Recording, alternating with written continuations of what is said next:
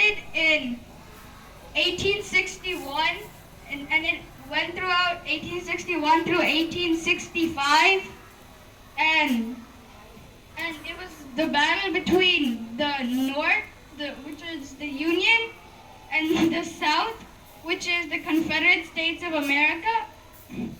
So the main causes for the Civil War were slavery and states' rights. States' rights is when the state has the ability to print its own money, make its own laws, and have its own army.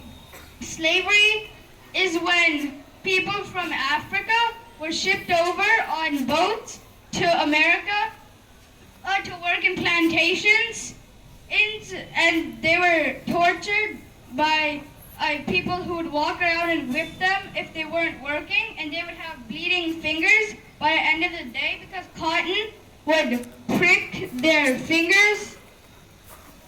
And so the North thought this was how you treat a machine, but they thought it was wrong to treat that to a person. So they gave slaves free. They set them free, and they would give them jobs to work so they can buy a house and live there and have enough money to buy food. But the South opposed this.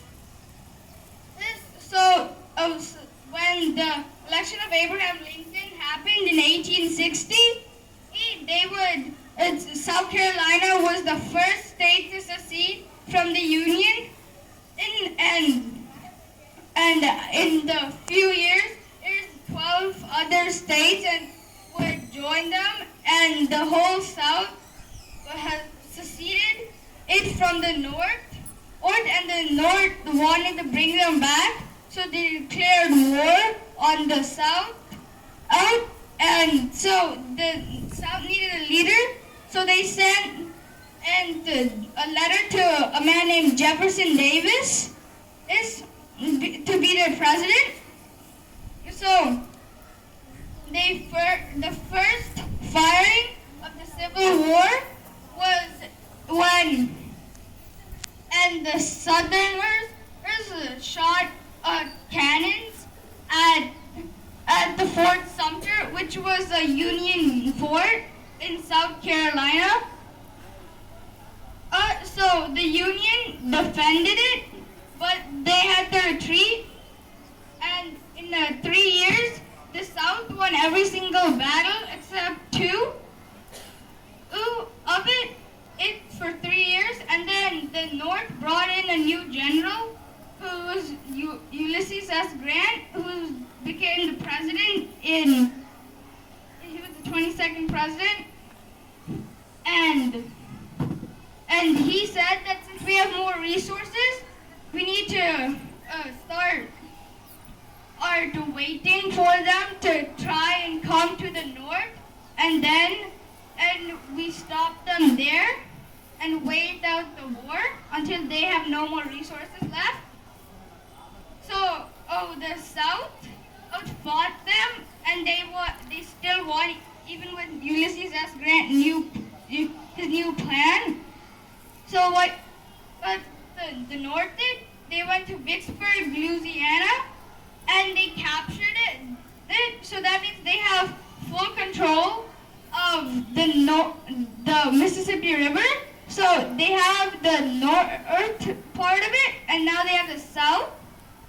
So they can ship resources on boats down the Mississippi River to give it to soldiers who need them to fight the South. So then the Robert E. Lee, who was the general of the South, he said he wanted to make a victory on northern soil. So he went to Gettysburg, Pennsylvania, and he started a war there, a battle there. And it was called the Battle of Gettysburg. It was the turning point for the North, but it was also the bloodiest battle in the Civil War. Or where most of the 680 to 800,000 people who died, it came from there. And then the North started going to the South states, and they started pushing in on them in August 1864, they burned Atlanta and Savannah while they were walking down the coast to the sea. It was called Sherman's March to the Sea because William Sherman was the general who did it. He would walk into Atlanta. He would take all the resources there. He would remove all the tracks that would import resources to Atlanta. And then he goes to Savannah and he does the same thing. And then he marches back through Atlanta and Savannah back up to the north. But no one could do anything because they already took all of the resources they had. And so then Robert E. Lee realized that they had no more resources, so they couldn't fight in the war. So in Virginia, at Appomattox Courthouse, they surrendered by signing a treaty and assigning unity to the North.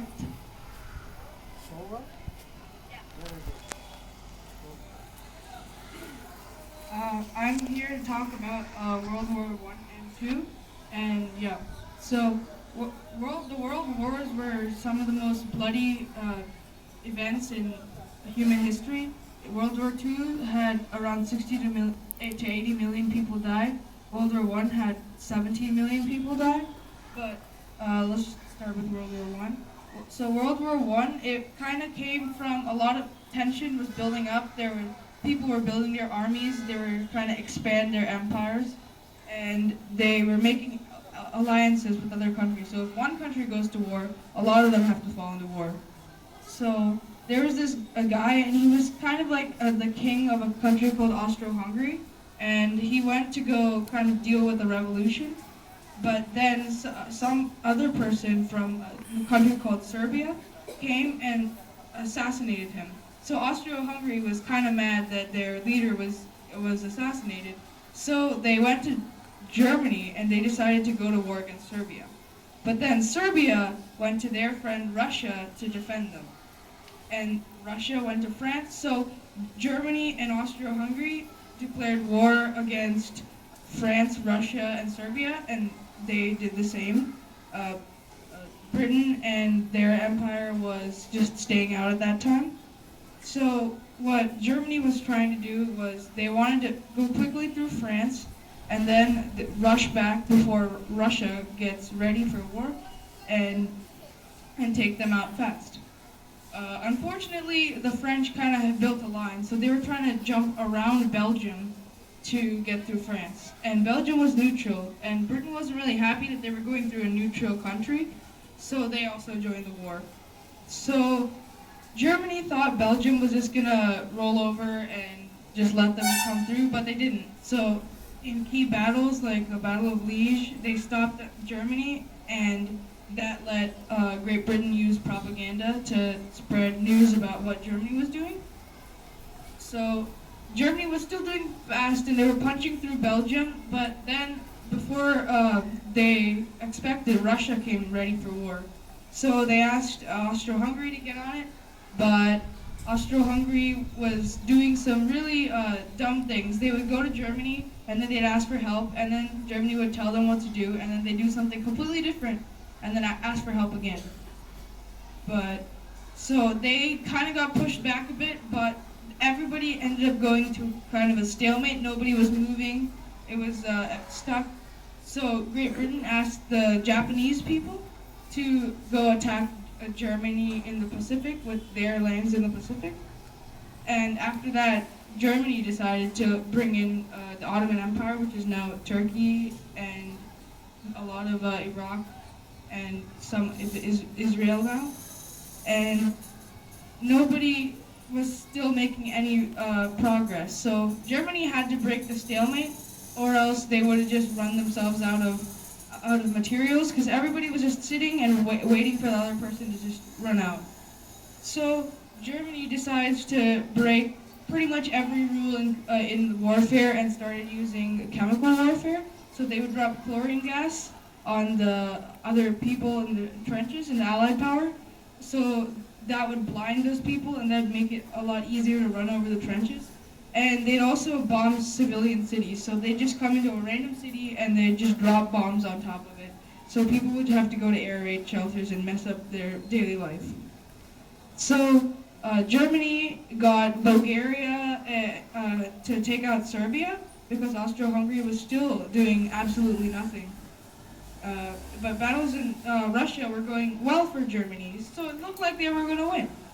But then Russia decided to go push really hard and start attacking Austro-Hungary and Germany at the same time, and that took the pressure off France and Great Britain, and they also were able to break the stalemate after Greece joined, and then Greece and Great Britain started hitting the Ottoman Empire really hard. So the thing is, we're still in kind of like a limbo between who's going to win. And they were just waiting to see who was going to crack first, and that was Russia. Russia decided to have their revolution, and they had a new government, and 2 months later they immediately had another government. And then they pulled out of the war. So at this point, the United States was kind of just selling guns and ammunition and food to the Allied powers, so they were getting pretty rich off of it. So Germany decided, why don't you attack America so we can sever their supply line? So they did, and they decided to send a telegram to Mexico, and from there, Great Britain intercepted that telegram, and then they sent it to America, and that's when America decided to join the war. So when America joined, there was a lot of fresh troops, and that made it a lot harder for Germany to push their troops forward, and they finally got crushed from coming and closing on both sides, from Russia on the east and the United States, Great Britain, France on the west. So at the peace treaties, they were called the Treaty of Versailles, and they were signed on November 11th, 1918. And what they did was they basically made Germany take the blame for the war, pay lots of money. They had to pay $33 billion in reparations, and they also had to cut down a lot of their military, and they had to lose some land. So Germany was completely ruined, and their country was like humiliated in the war. Allied powers became very strong, and a lot of them had a booming economy because of the war winning.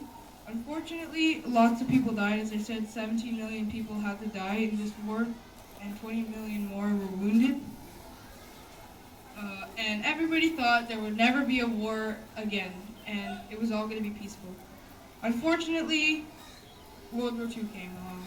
So Germany, they were humiliated, and their economy was dying, and because before it would cost about 4 of the German currency to get a loaf of bread, which is what a lot of the people ate. After the war, it took 13 million of the German currency to get a loaf of bread. That's 1.3 crores just for one piece of bread. So, Germany was in shambles, and Italy, even though they were on the winning side, they didn't get as much land as they wanted, and a lot of the weak government kind of mismanaged it, so they were also kind of suffering. So 2 people by the names of Adolf Hitler and Benito Mussolini, they came along and they said they could fix everything. So the people were like, okay, let's try them out, because all the other governments aren't working. Unfortunately, that was a bad idea. So Germany decided to immediately break the Treaty of Versailles because Hitler decided it was unfair and he hated it. So he started building up his air force, he started building up his army, but the Allies, they didn't really care. They were just they're feeling so high after they won the First World War. They were just letting Hitler do whatever he wanted. So then he came along and he just took another country, Austria, because at this point it had split apart, had completely just taken Austria and nobody even cared. And then he started taking parts of Czechoslovakia, and then they were like, okay, now we have to stop you. So as Hitler started looking at Poland, the Allies said if he invaded Poland, it would mean war. And Hitler was obviously still going to try to expand because he had his crazy ideas of making Lebensraum or living space for his country so he can rapidly increase his army and population. So what he did was he made a treaty with the Soviet Union and, or at that point Russia, to not attack each other if they both helped take out Poland. And that was huge because a lot of what the Allies were banking on was that Germany couldn't fight on two sides with Russia on the east and Great Britain and France on the west, but they did. So they teamed up, Hitler and Mussolini teamed up to start slowly increasing their space. And then they also went with another country, Japan. This time it was on the other side of the war, it was not on the Allied side, because they wanted to increase their sphere of influence. So they were trying to take out China and surprised everyone when they did. And then they were storming through Beijing, Shanghai, and that capital Nanking. So those were some of the biggest cities in the world at that time. And Italy decided to take Abyssinia, or Ethiopia nowadays, and they also started taking Albania. So everybody was expanding, and the Allies were kind of getting nervous.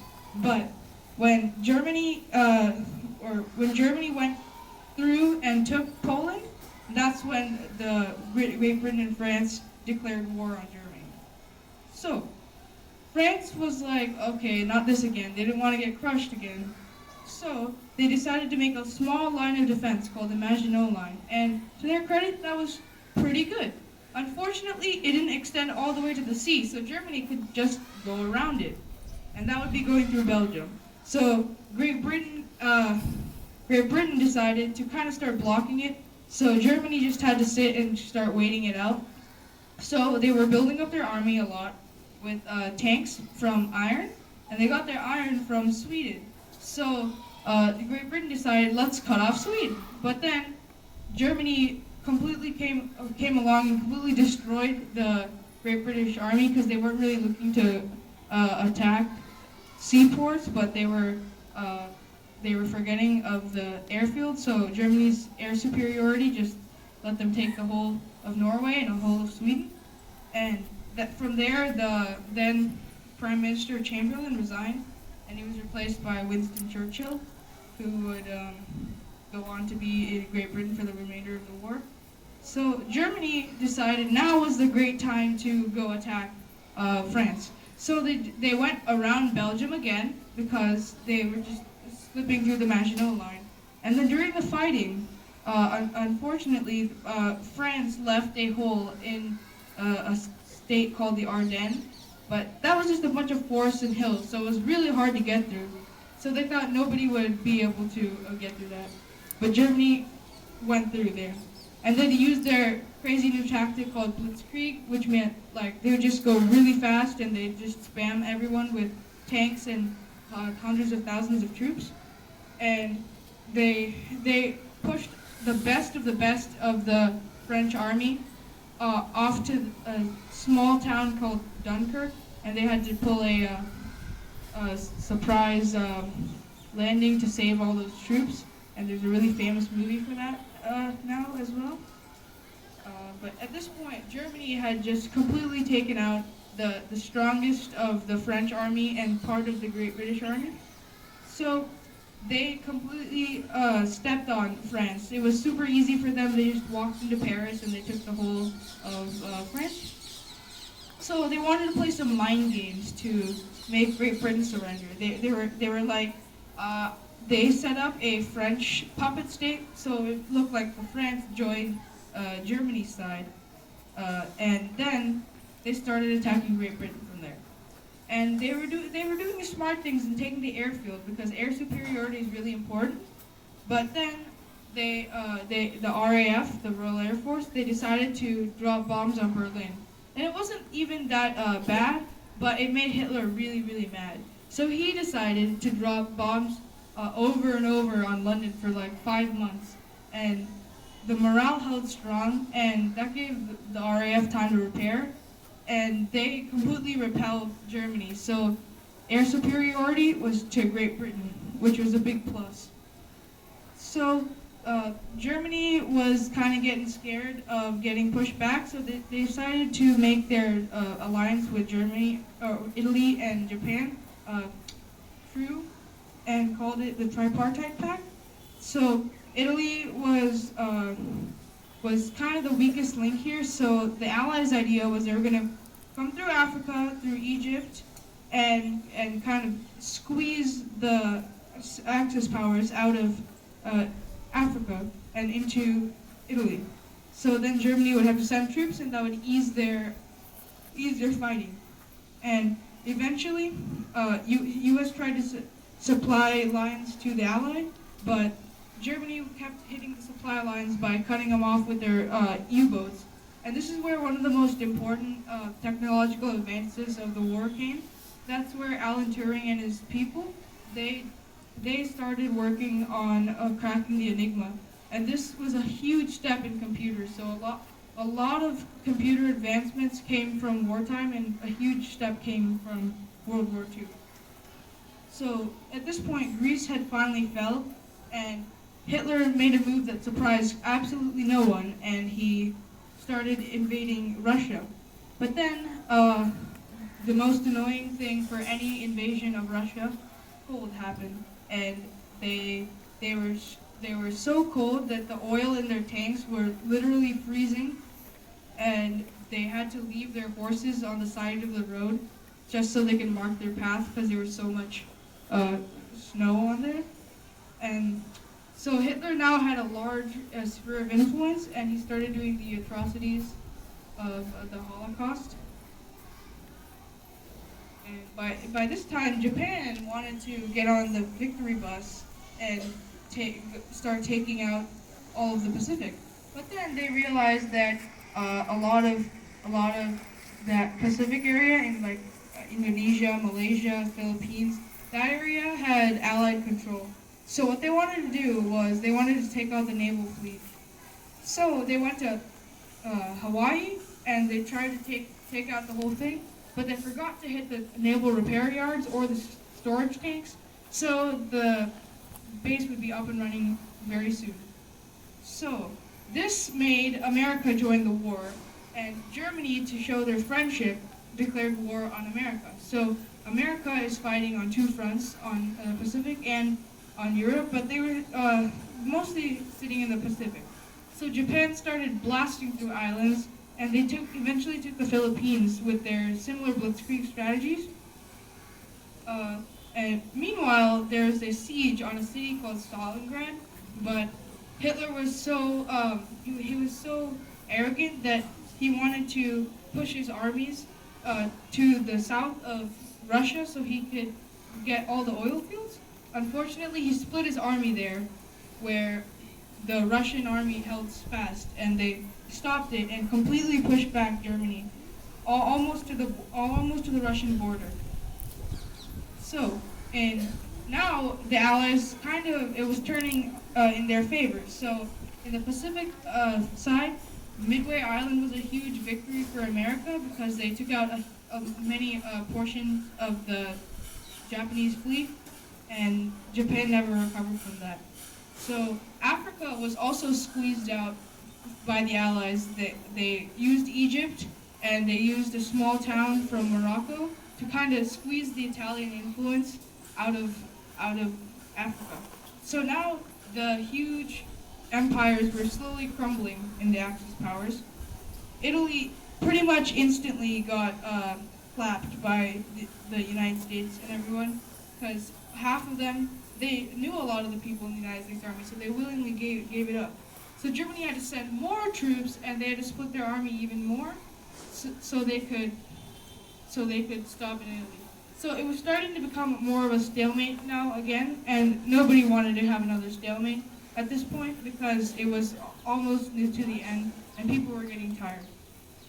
So what they did was they launched the largest sea invasion in history, and they went to a place in Normandy, France, to liberate France, and it was called D-Day. No one really knows what the D in D-Day stands for. It's just called D-Day. And the United States, Canada, and Great Britain went for 5 key beaches to uh, to get the land superiority in France. And once they took some bridges, they completely did a wipeout of France, and they instantly liberated France. And at that same time, the Japanese got pushed out of the Philippines, and the United States, General Nimitz, he decided to do island hopping, which is where they jumped from island to island, slowly pushing the Japanese back and back to their mainland. And the most important island they took at that point was Iwo Jima, because that would mean they could actually start hitting the Japanese mainland with planes. And Germany was having a bad time, Japan was having a bad time, so Hitler decided he was going to do some more blitzkrieg. Unfortunately, he used the rest of his army's strength, and Germany soon fell. And the United States, they had a hard decision to make. They could either spend even more millions of lives pushing through the mainland as they would go to Tokyo, or they would have to use their new atomic bomb. So what they decided was they would have to kill less people if they used the atomic bomb. So on August 6th, they dropped their bomb on Hiroshima, completely wiping out the city. 3 days later, Nagasaki. Japan finally surrendered because they didn't want to get Tokyo to be hit with that. So, the effects of the war came with Japan's emperor told everyone that he wasn't divine because they believed that they were divine. Germany was split between the Allies and to be rebuilt. And as I said, 50 to 80 million people died. And so at this point, Russia had taken everything from their border just about to Berlin, and they were setting up for the Soviet Union, and America and their coalition were also gaining influence. So this kind of set up for the Cold War. But not everything bad came from World War II. As I said, a lot of computing advances came, and also radar was improved, and spy tactics were improved. And yeah, that's World War I and II.